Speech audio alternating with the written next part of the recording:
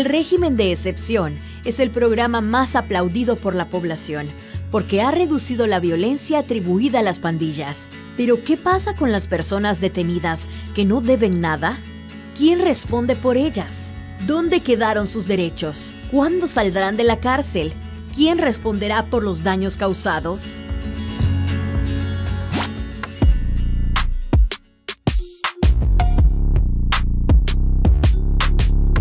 Están aprovechando de muchas personas, más que todo la juventud, y a la gente más humilde, más sencilla y más pobre.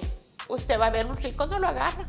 Agarra a la gente más humilde, porque saben de que ellos no se defienden, no se saben defender, pues solo se agachan.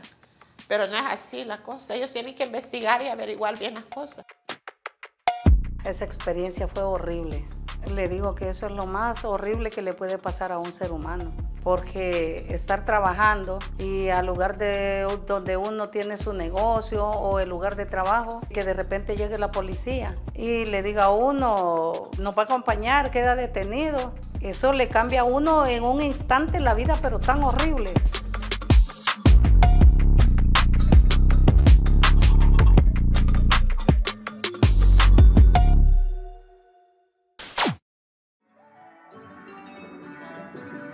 Por muchos años, El Salvador ha vivido bajo la sombra de la violencia generada principalmente por las pandillas.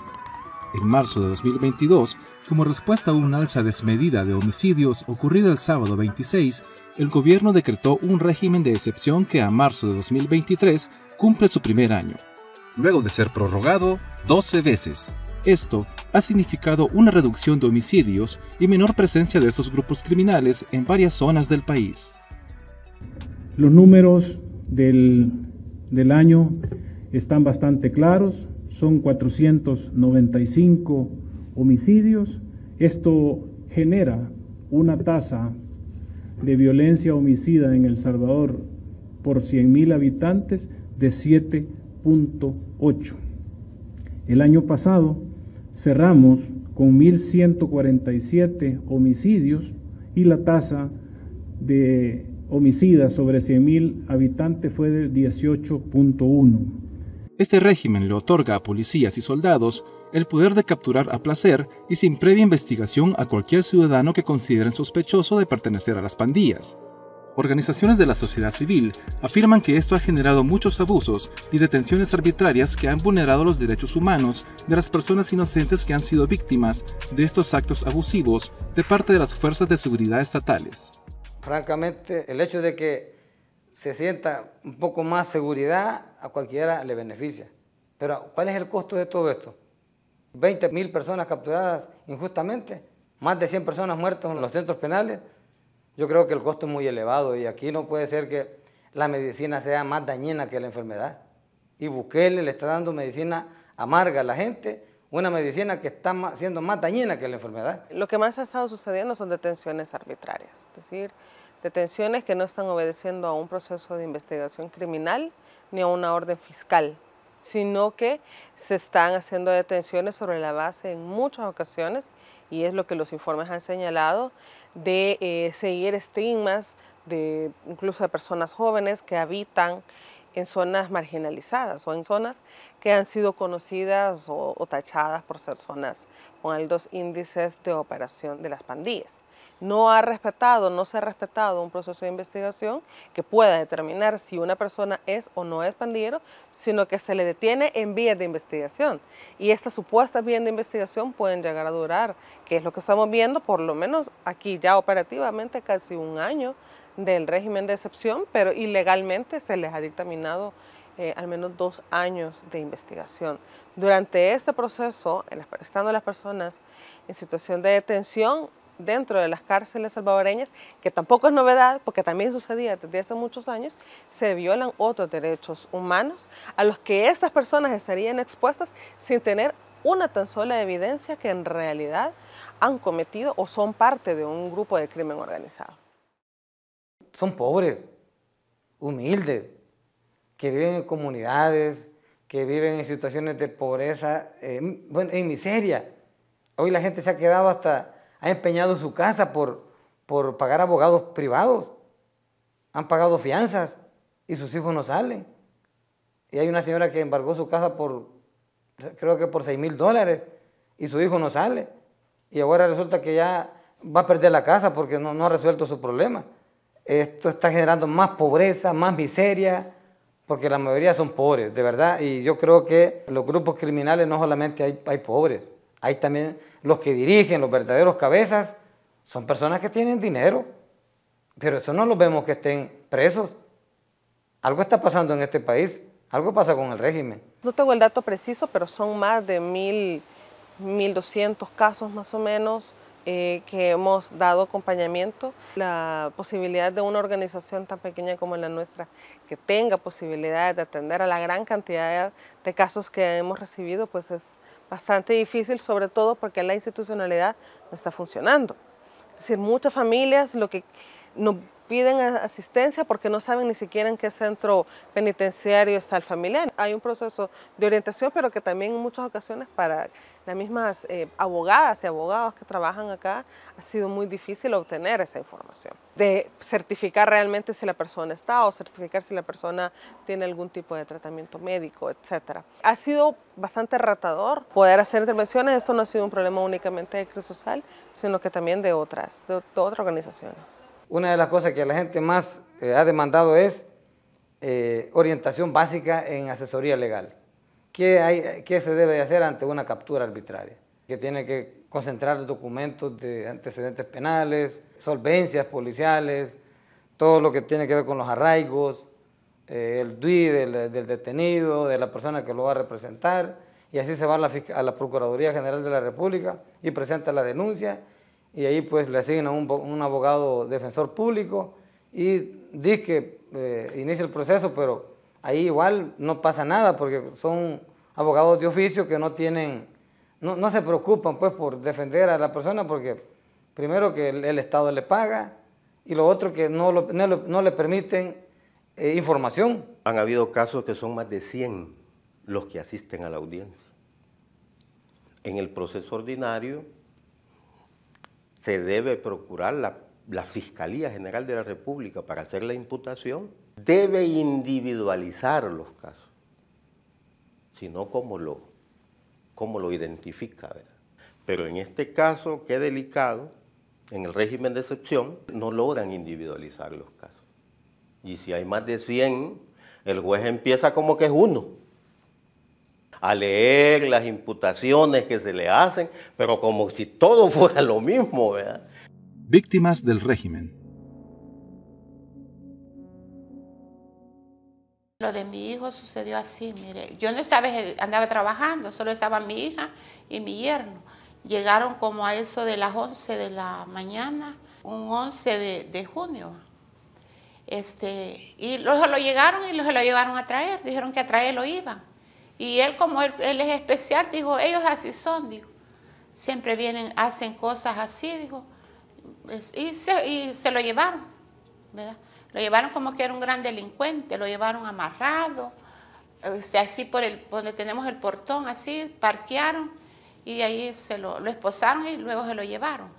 Hasta allí, de allí se lo llevaron para el 911, de allí lo tuvieron en Mariona 2 meses, que fue junio y julio. Y en agosto lo pasaron para Zacatecoluca. Fíjese, yo anduve a investigar porque a veces ni me daban respuesta. Y ni aquí a San Salvador, a una oficina por el parque infantil. Ahí me dieron la respuesta que estaba en Zacatecoluca. Y luego allá lo fui a ver, ¿va? Le llevé su paquete y todo, ¿va? Me dijeron de que ahí estaba. Y hasta la vez no lo hemos visto, ¿verdad? No sé cómo está.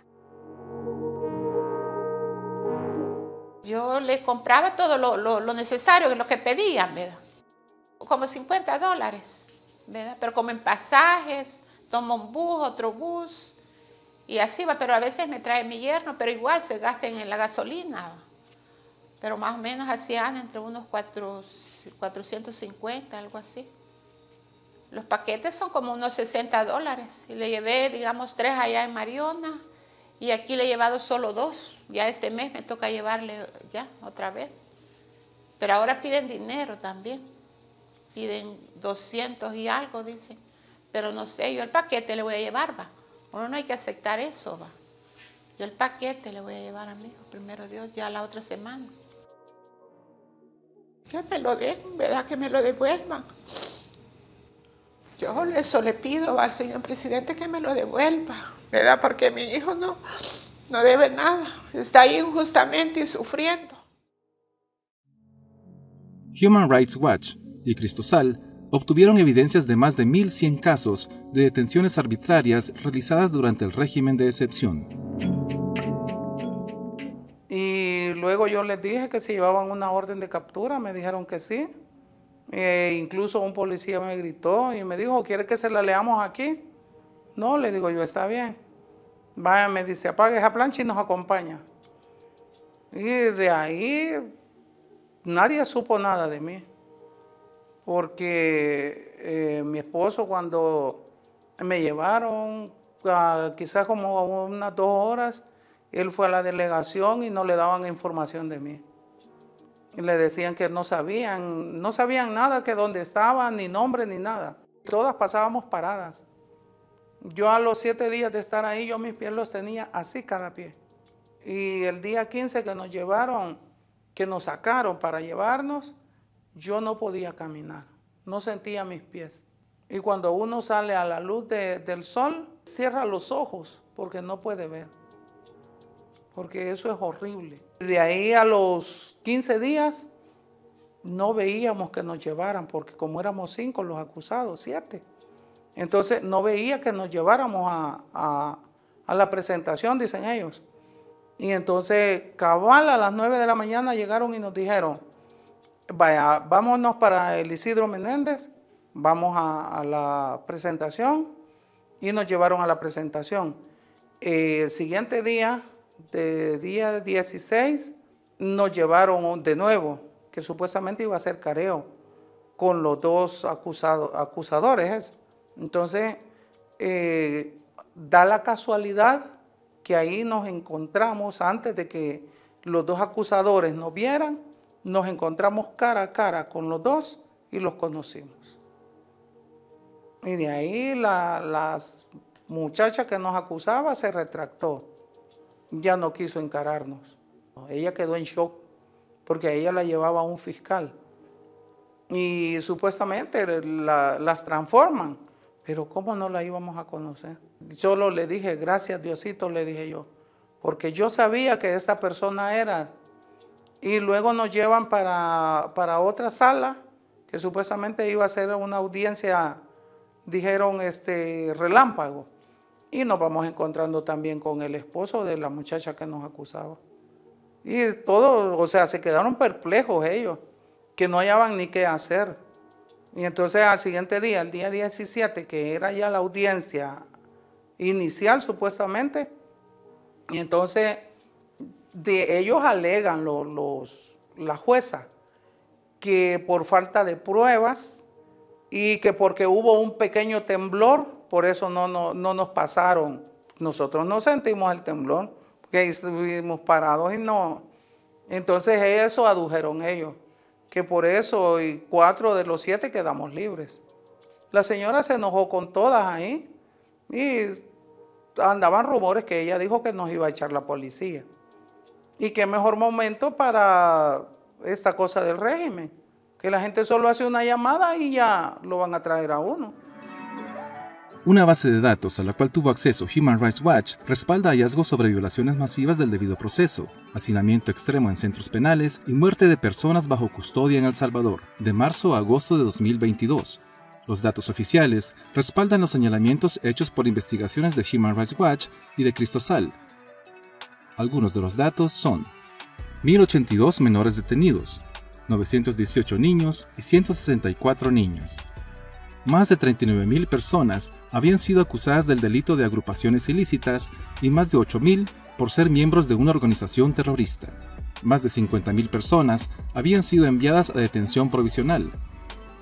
32 fallecidos bajo custodia del Estado, pero en noviembre de 2022, las autoridades salvadoreñas informaron que 90 personas detenidas habían fallecido desde marzo, en circunstancias que las autoridades todavía no han investigado de forma adecuada. Los casos de los fallecidos no son las autoridades las que le informan a los familiares, sino la funeraria. ¿Y la funeraria qué rol tiene en el que falleció, que era detenido, que era privado de libertad, ¿verdad? Si estaba bajo la responsabilidad del Estado, ¿verdad? ¿Y bajo quién? Del director de centros penales, ¿verdad? En manos de los jueces especializados, ¿verdad? De los jueces especializados. ¿Por qué? Porque todavía no han sido sentenciados, ¿verdad? Si están esperando, algunos están esperando la audiencia preliminar o de instrucción, y de pasar esa audiencia se quedan a la de sentencia, ¿verdad? Pero no se ha llegado ahí todavía, ¿verdad? En los informes siempre hemos señalado, en primer lugar, bueno, ya ponerle un alto al régimen de excepción, sino que realmente que las capturas y el combate contra el crimen organizado obedezca realmente a un proceso de investigación judicial y fiscal. Decir que no nos oponemos, obviamente nadie se está oponiendo a que haya un combate porque es responsabilidad del Estado y siempre lo ha sido, pero se tiene que hacer sobre la base legal, es decir, respetando la Constitución, respetando todos los mandatos internacionales en que El Salvador ha sido firmante, es decir, El Salvador tiene un compromiso a nivel mundial en respetar a los derechos fundamentales, en respetar su propia ley. Es de suma urgencia para el país que los ciudadanos recuperen sus derechos constitucionales que les niega el régimen de excepción y que el gobierno construya una política de seguridad y una administración de justicia que se concentre en una persecución penal estratégica para desestructurar las pandillas, cortar sus redes de financiamiento y de corrupción, así como implementar medidas de prevención y darles opciones de vida a los jóvenes salvadoreños para evitar que las pandillas sigan reclutando, y que la seguridad pública no debe significar el irrespeto a los derechos humanos de la población.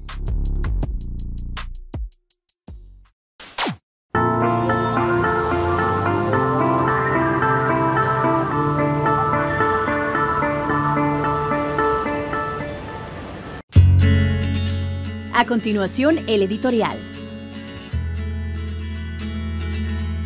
Después de un año de vigencia, el estado de excepción es el principal pilar que sostiene la buena imagen no solo del presidente, sino de las instituciones que tienen que ver con esa medida. Según la más reciente encuesta del UDOP, que sondea las opiniones de la población después de un año del régimen de excepción, la gente lo califica con una nota en promedio de 7.92. Además, el 86.5% lo aprueba y se siente más segura, y 59.4% cree que el régimen de excepción debe prorrogarse. Sin embargo, la encuesta arroja unos datos sorprendentes. La gran mayoría de la gente no conoce cuáles son los derechos que se violan con el estado de excepción. Es decir, como ustedes sabrán, ahora no vale tener un abogado defensor, no vale a que cuando se captura se necesita una orden judicial, no vale que la detención solo dure 72 horas para formular una acusación formal, no vale que las comunicaciones, las cartas, la correspondencia y las telecomunicaciones son privadas e inviolables. Solo menos de una cuarta parte de la gente, el 23.4% exactamente, sí mencionó algunos derechos. Pero cuando a ese pequeño porcentaje se le preguntó en qué consistían los derechos, tampoco sabían. Y para colmo, quienes mejor califican el estado de excepción y quienes menos afectados se ven con él, son los que más desconocen los derechos que les están siendo violados. Bien dice el axioma, un derecho que no se conoce, no se defiende. Otra cosa importante que revela la encuesta es que a pesar de que la gente no conoce sus derechos, sí tiene sentido común y tiene críticas al estado de excepción. ¿Qué es lo que critica? 43.1% critica que se detenga a gente inocente. Fíjense que después de un año ha aumentado el porcentaje de gente que conoce a inocentes que han sido capturados. 34 de cada 100 personas conocen a inocentes, a su juicio, que han sido capturados. La mayoría de gente no está de acuerdo con los que capturan ni con los que procesan a los detenidos. Rechaza la mayoría que se le niegue el derecho a la defensa de los detenidos.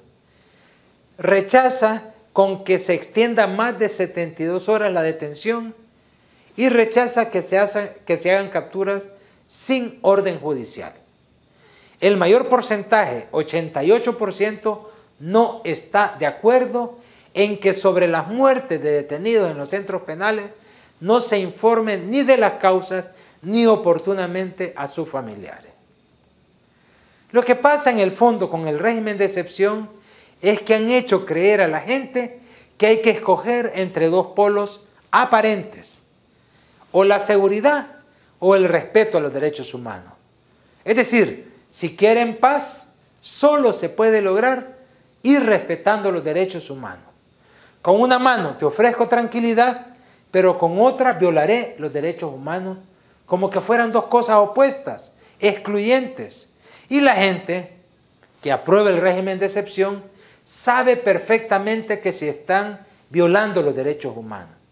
Pero si le dan a escoger entre seguridad y respeto a los derechos humanos, la gente escoge la seguridad, encomendándose para que no les toque a ellos ser a quienes les violen los derechos humanos. Seguridad y respeto a los derechos humanos no son excluyentes. Pueden y deben darse al mismo tiempo los dos. Solo ofrecer seguridad y violar derechos es un abuso de confianza y de poder. Es una extorsión que se hace a la gente que ha sufrido mucho por la inseguridad y la violencia. La paz y la justicia, la paz y los derechos humanos son dos realidades que deben ir a la par.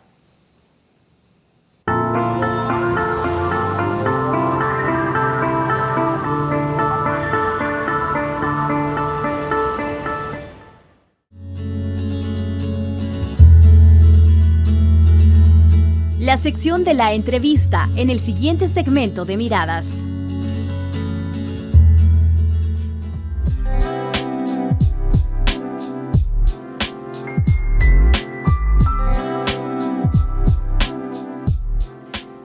Bienvenidas y bienvenidos al programa Miradas. En esta oportunidad conversamos con el padre Mario Cornejo, que representa a la Secretaría de Integración Universitaria. Padre Mario, bienvenido. Muchas gracias, Olga.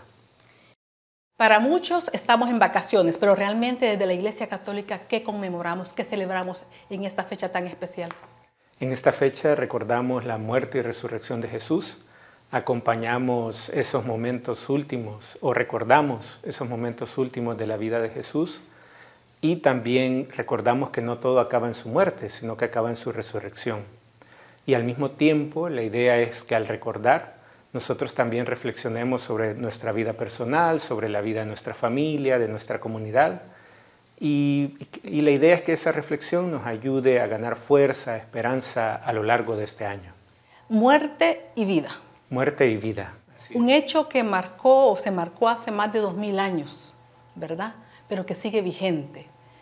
Desde la Iglesia Católica, ¿cómo se conmemora, cómo se recuerda ese evento tan especial y que marcó la humanidad? Pues desde la Iglesia proponemos a la feligresía una serie de celebraciones que tienen algunas mucha antigüedad, que comienzan con el Domingo de Ramos, ¿verdad? Que es bastante conocido, la bendición de las palmas, la entrada de Jesús a Jerusalén, eso es lo que se recuerda en sus últimos días. Y luego está el Tríodo Pascual, donde se recuerda el Jueves Santo, la institución de la Eucaristía, se recuerda el lavatorio de los pies, el tema del servicio. El viernes acompañamos a Jesús en su pasión y muerte en la cruz y el día sábado celebramos en la vigilia de la Pascua la resurrección de Jesús. Y el domingo por la mañana se celebra nuevamente la resurrección. Un hecho tan trascendental como la venida, ¿verdad?, muerte y resurrección de nuestro Creador, quienes creemos en Cristo, el Hijo de Dios, es un momento de gloria, pero lo que vemos en la práctica es que las personas ahora, la vacación, una conmemoración como esta, la toman para irse a tomar, para irse a la playa.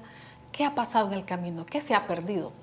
Yo creo que lo que ha sucedido es que hemos olvidado un poco de lo que significa esta celebración y quizás a veces también como iglesia no hemos sabido comunicar lo importante o lo mucho que nos puede ayudar el acompañar a Jesús en este paso de la muerte y la resurrección, y de lo importante que es para el cristianismo este tiempo. De hecho, durante la Semana Santa y particularmente en el Tríodo Pascual, se conmemora la fuente de la vida cristiana. Es la festividad más importante en el mundo de la fe católica, porque es donde Jesús, ¿verdad?, que es un enviado de Dios, del Padre, nos muestra que el Padre se hace solidario con nosotros y que a Él le importa nuestros dolores, nuestros sufrimientos, a tal punto que se hace humano.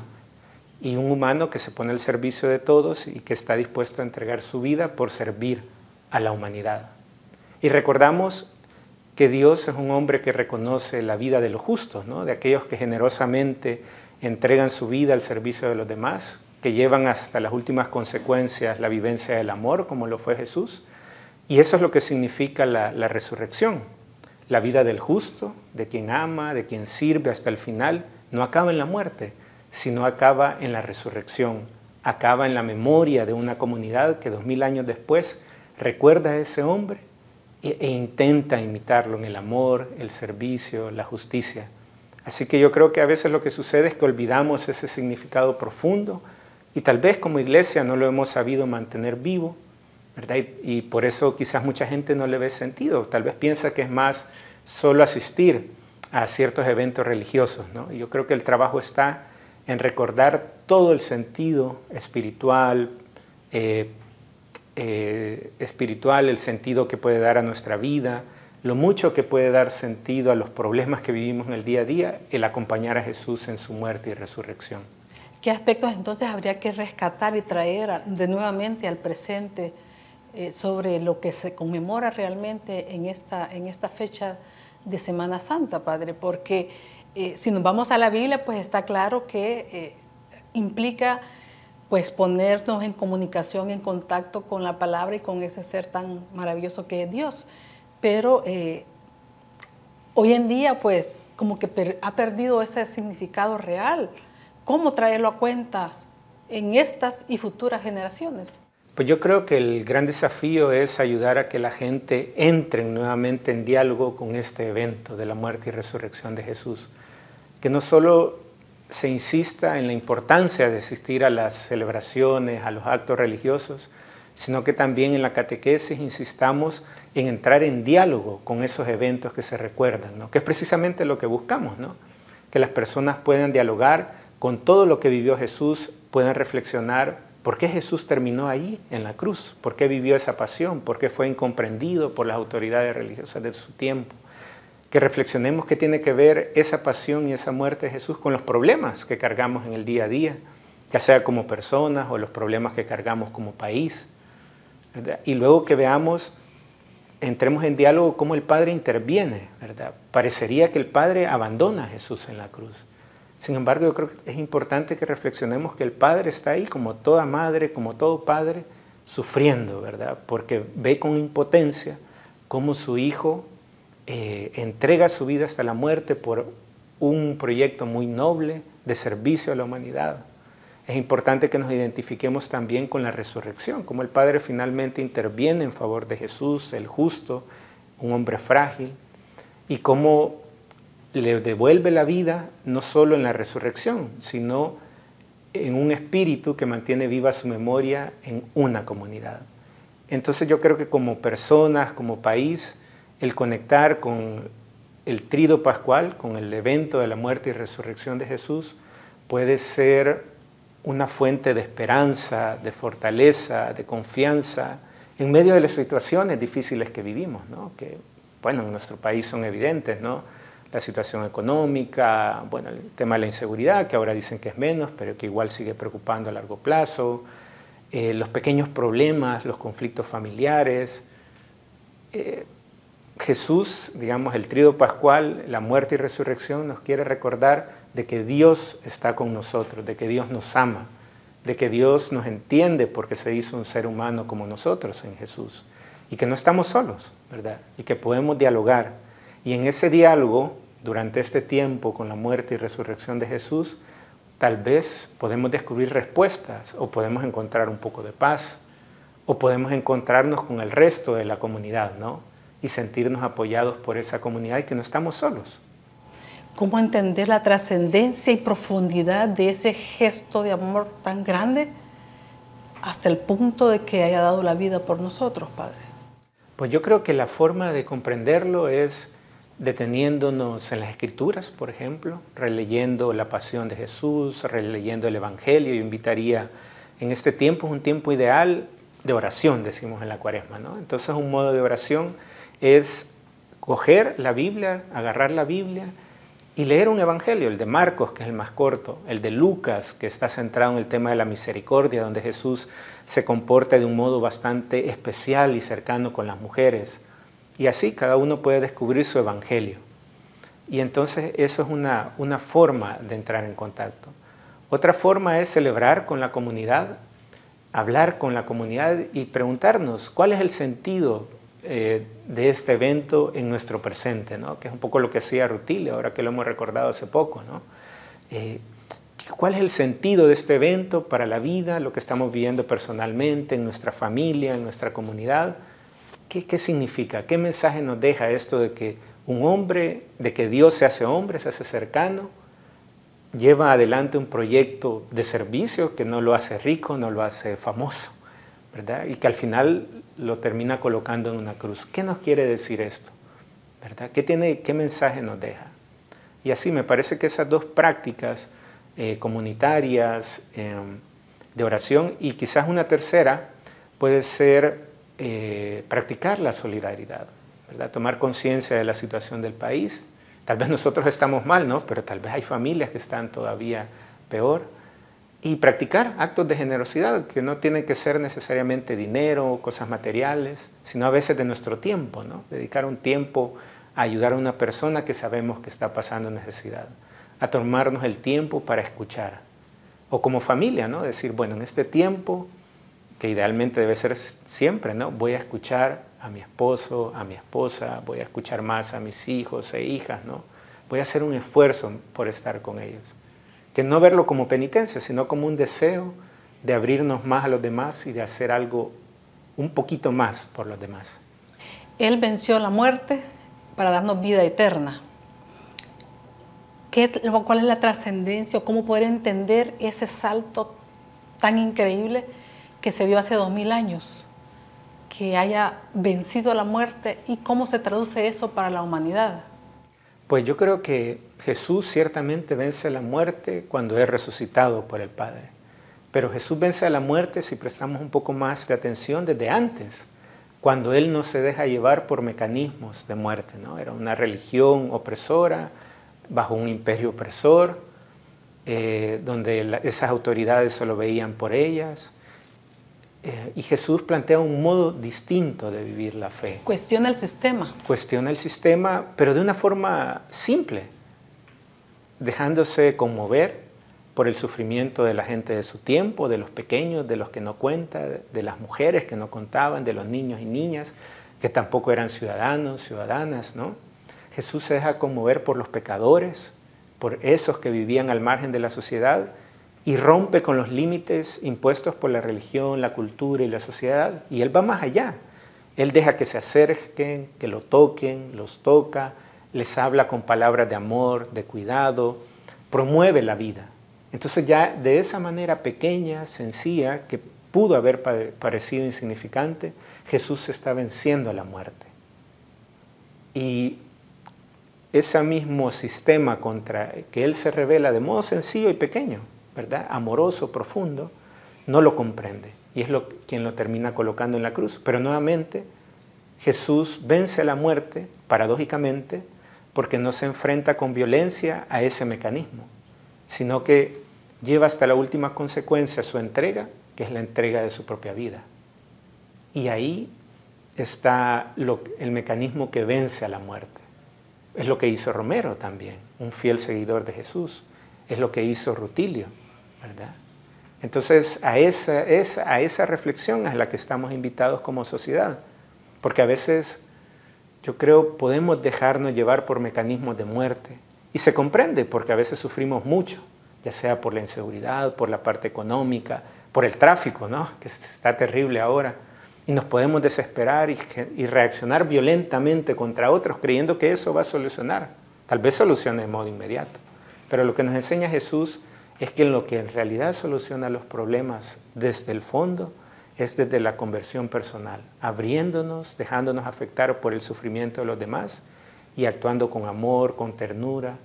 Y también no se trata de renunciar a la justicia y a la verdad, pero practicando también la justicia y la verdad desde el amor. Padre, realmente ha sido maravilloso escucharlo. Nos motiva, por lo menos a mí me ha motivado mucho a hacer ese proceso de reflexión que creo que debemos de tomarnos el tiempo, ¿verdad? Para nuestro interior, pero también para esa reflexión más colectiva. Claro. Yo creo que sí, ese es el mensaje que me gustaría dejar, que este tiempo, incluso si nos vamos de vacaciones, que está bien, porque a veces llevamos ritmos de trabajo muy agotadores y se comprende. Además, durante la Semana Santa quizás un tiempo para pasar en familia también, pero que en ese tiempo de vacación nos tomemos momentos, ¿verdad? Siempre hay momentitos ahí para reflexionar y pensar, bueno, Jesús entregó su vida de modo generoso, era un muchacho listo, que probablemente pudo haber tenido una vida mucho mejor, ¿no? Sin embargo, él eligió servir, entregarse, comprender, abrirse al sufrimiento de las personas necesitadas, ¿verdad? Que ese mensaje, que al final, bueno, ese modo de vivir lo condujo a la cruz, ojalá que todo ese evento de la muerte y resurrección nos ayude a reflexionar en nuestra propia vida. No importa dónde estemos, ¿verdad? La Semana Santa, en verdad, se puede vivir donde estemos. Cómo no, Padre Cornejo, muchísimas gracias por habernos acompañado en esta sección de la entrevista. Muchas gracias y un gusto. Y a ustedes que nos han acompañado, gracias por su sintonía y en Miradas continuamos con más.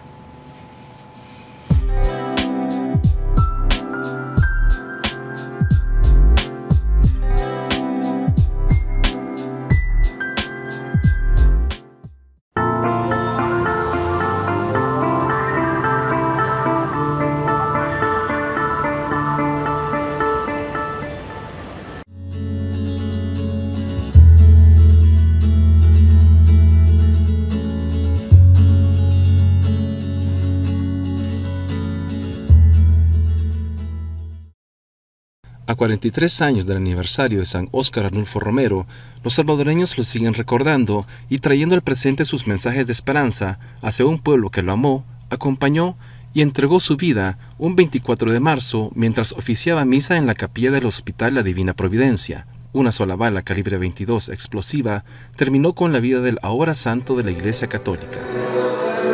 Este cantautor, ex miembro del grupo Yolocamba Itá, creador de los principales himnos a Romero, acudió a la cripta para interpretar uno de los himnos titulado El Profeta.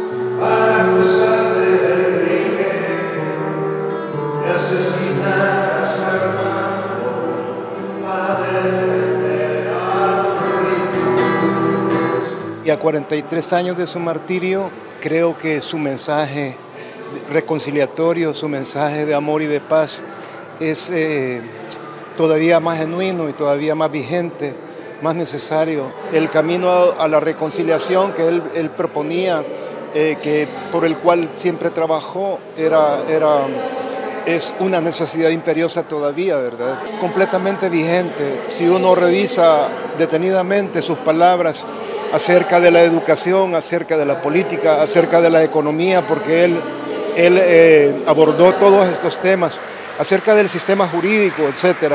Si uno aborda esos temas, uno se da cuenta de la vigencia, de la vigencia en aquel momento, pero también de la vigencia contemporánea de su mensaje. Doña Edelmira, de 70 años, cumplió hoy su deseo y promesa al Santo de América, llevarle una serenata con la que le expresa su amor y gratitud por las enseñanzas que aún guarda en su corazón.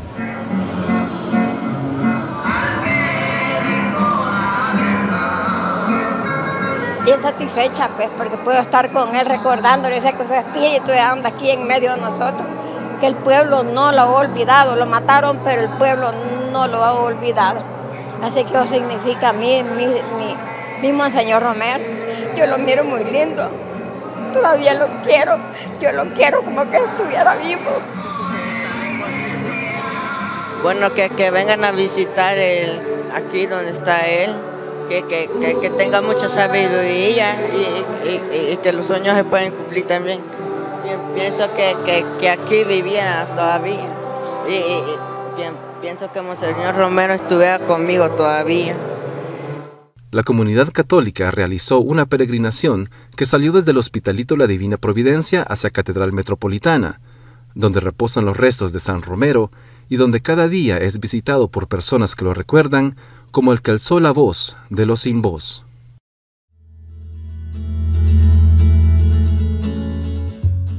El martes 21 de marzo se realizó el lanzamiento del programa Pasaporte Global, con el objetivo de estrechar lazos de cooperación y promover espacios de intercambio cultural entre la UCA y diferentes países del mundo, mediante exposiciones periódicas en el campus de las distintas culturas. Queremos fortalecer la formación integral de nuestros estudiantes de la Universidad Centroamericana y poder tener lo que hoy se llaman experiencias de internacionalización en casa, ¿verdad? O experiencias también de interculturalidad. El programa cuenta con la colaboración de diferentes embajadas acreditadas en El Salvador. En su primera edición participarán los países de Marruecos, Italia, Francia, Japón, México, China, Brasil, Costa Rica, Guatemala y Honduras.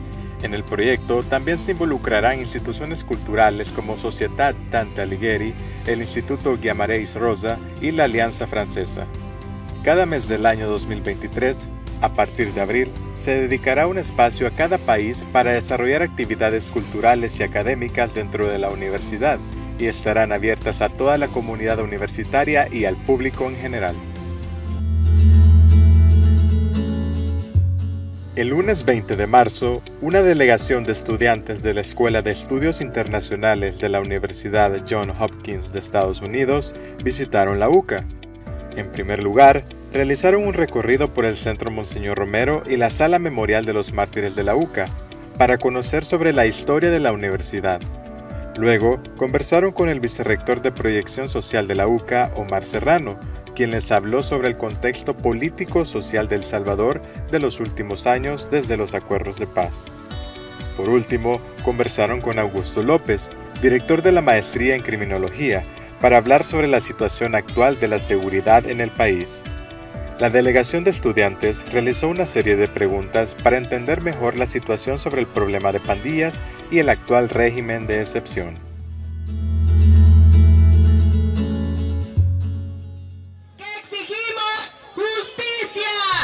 Los habitantes de la cooperativa El Bosque se concentraron frente al Centro Judicial Integrado de Santa Tecla para exigir al Tribunal Segundo de lo Laboral frenar la subasta de sus tierras. Según los afectados, son 57 manzanas de tierra de la cooperativa que estarían este día siendo vendidas, producto de la estafa y administración fraudulenta del que fueron víctimas del empresario Luis Alonso Palomo Urbina. Él está acostumbrado ya a desalojar las personas que tienen derecho a sus viviendas, a sus tierras, donde siembran el sustento diario. Ellos allí siembran maíz, frijoles, maíz, todo lo que es el grano básico y la canasta básica. Pero él eso no lo piensa. Él solo piensa en sus millonarias, cosas, billetes que puede recibir, sin pensar que le está causando un daño profundo a todos los que vivimos en este lugar. Nos mintió, se aprovechó de la gente humilde, de la gente campesina que vive en ese lugar. Por eso exigimos justicia para la gente campesina y cárcel para Luis Palomo.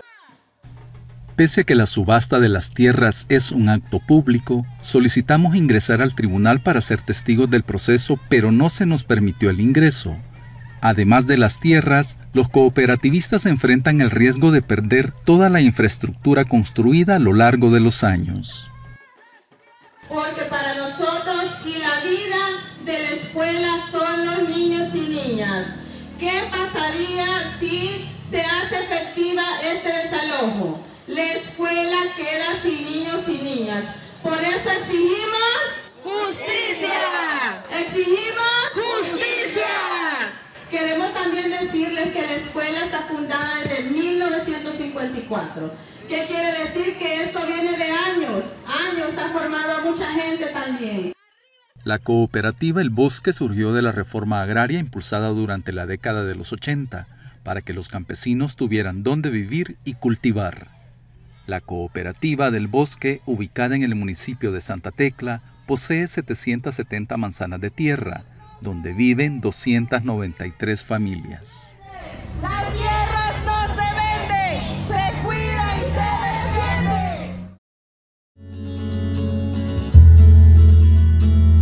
En Miradas damos paso a la sección musical.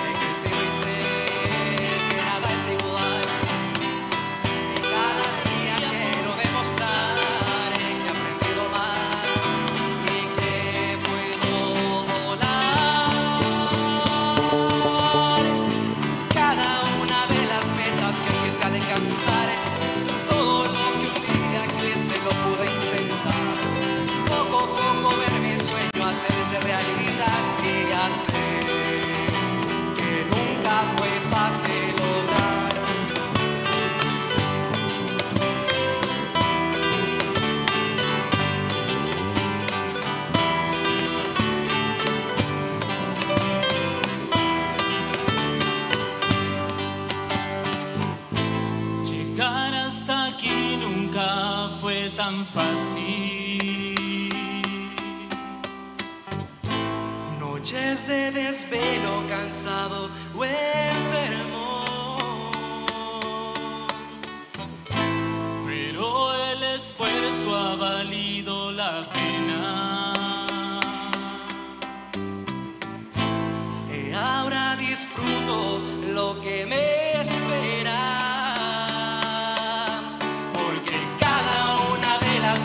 Que quise alcanzar todo lo que un día quise lo pude intentar. Poco a poco ver mi sueño hacerse realidad y ya sé que nunca fue fácil lograr. Cada una de las metas que quise alcanzar, todo lo que un día quise lo pude intentar. Poco a poco ver mi sueño hacerse realidad y ya sé que nunca fue fácil.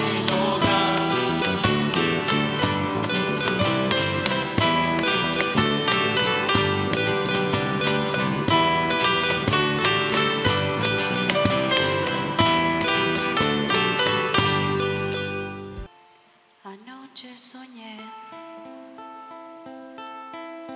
con lo horrible que puede ser no volver, despedirme de mi mamá, decirle adiós a mi papá y no volver.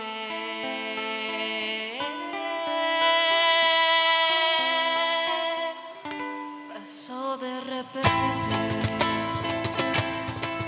que me mensajes ya no llegaban a mi celular.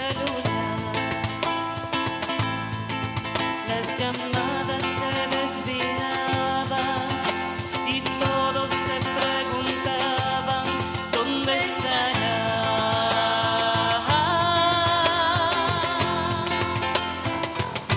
Mi familia llora, mis amigos sufren. Después de unas horas me convertí en una más, una cifra más, un número más. Después de unas horas no volví jamás.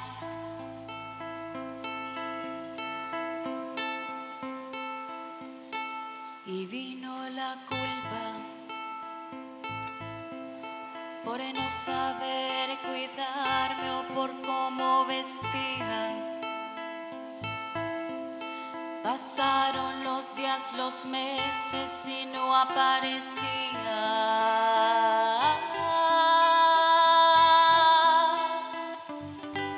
Lograron hallarme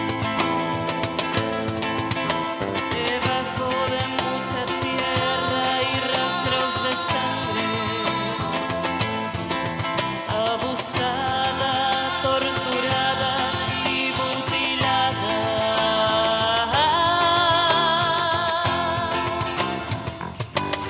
Mis padres lloran frente a mis restos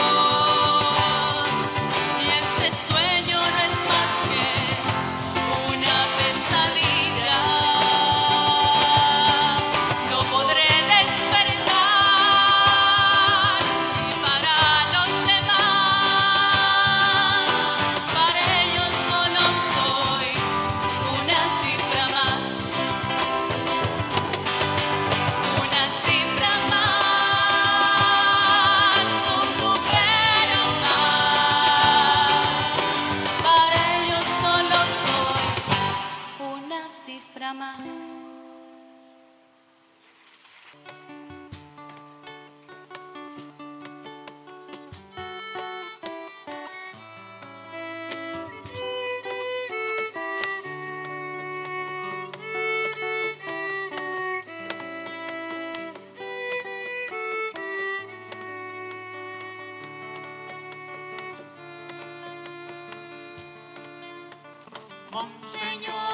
Monseñor, profeta de mi pueblo, Monseñor, supiste sacudir el poder, con ojos de odio te vieron, tras un rifle se escondieron y tu sangre se esparció.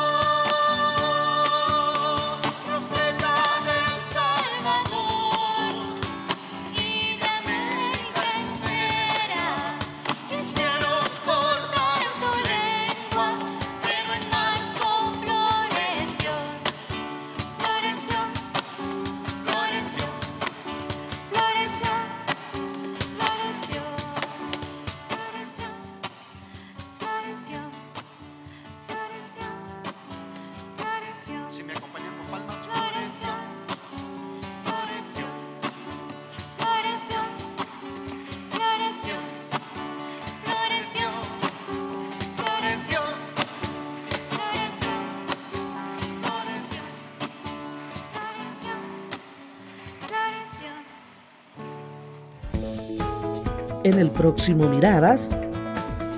Todo está caro y el dinero no alcanza para comprar. El huevo está carísimo, mi amor. El huevo bueno está a $6 el cartón. Antes venía con $20, tengo que traer 50, $60 y no me alcanza. Todo está caro, verduras, cereales, todo está alto.